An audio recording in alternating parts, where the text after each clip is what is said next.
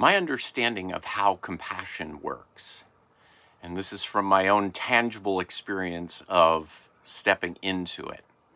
Compassion, as defined as being able to feel somebody else's grief. And the first thing is, it's being able to take their grief without getting into the story that follows the grief. It's just this ability.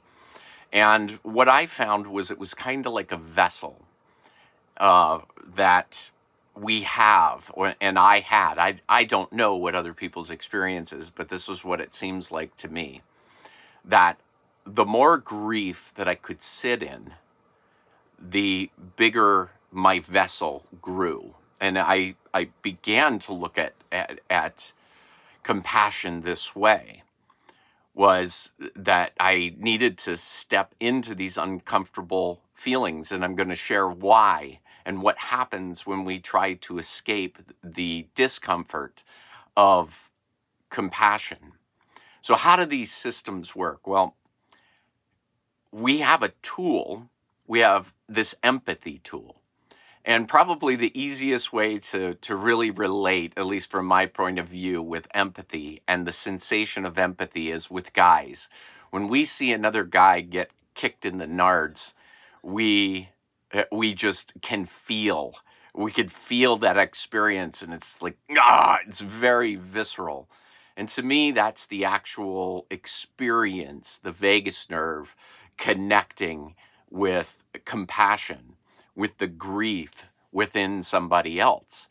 And what's interesting about empathy is if we can point empathy where we want to point empathy. And the thing is if we are going to avoid sitting in grief and being with grief, then it's too uncomfortable for us. And so what we can do because it's not socially acceptable to just walk away from an experience where somebody's going through grief. But the thing that we can do in replace of empathy is worry. And so we give people our worry, not our empathy. We don't connect, we don't sit in the discomfort with them, with the experience that they're having. We show them all the ways, and we tell all the stories, and we get into their stories to prove what a good person we are, rather than expanding the vessel, which is compassion. And that's the interesting thing, is that was a part, at least a part of my journey, was to discover compassion and to be able to sit in the discomfort of that grief. And then after a while, I moved on to the next level, which is actually being able to sit with somebody's joy and to feel their joy. And then you start to see that interrelating. So compassion is the wholeness. Compassion is just grief in all its grief. And then empathy is like the tool that we can go to tap into that. But we can avoid it. We can escape it.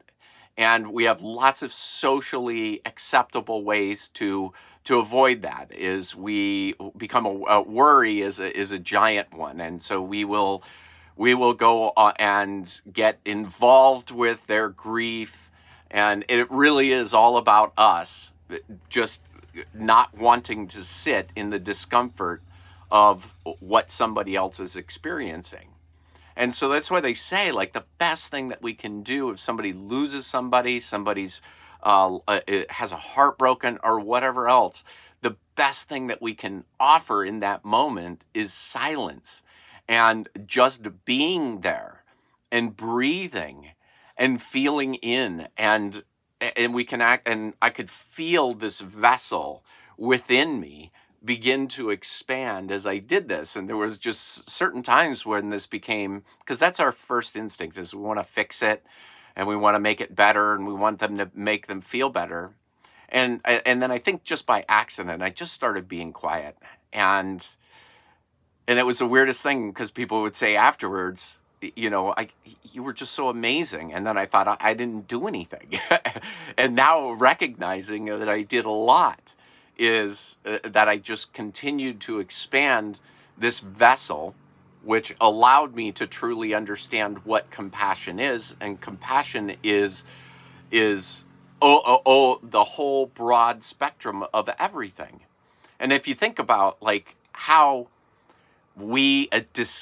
how we escape it and how we create stories, it gets so ridiculous that we get involved as far away from us as possible, and we become heroes for people on the other side of the world and what they're going through, and what we're expressing in anger and everything else is just worry. It is not empathy. It is not tapping into the actual compassion for everything, because after you understand what compassion is, it's wholeness. You have the compassion to handle whatever grief, wherever it is in the world, rather than pointing our focus with our empathy, thinking we can pretend to be empathetic, but we're really not. It's about us. And these kind of things are being really brought up, especially this new young age with, the idea of virtue signaling and these kind of things.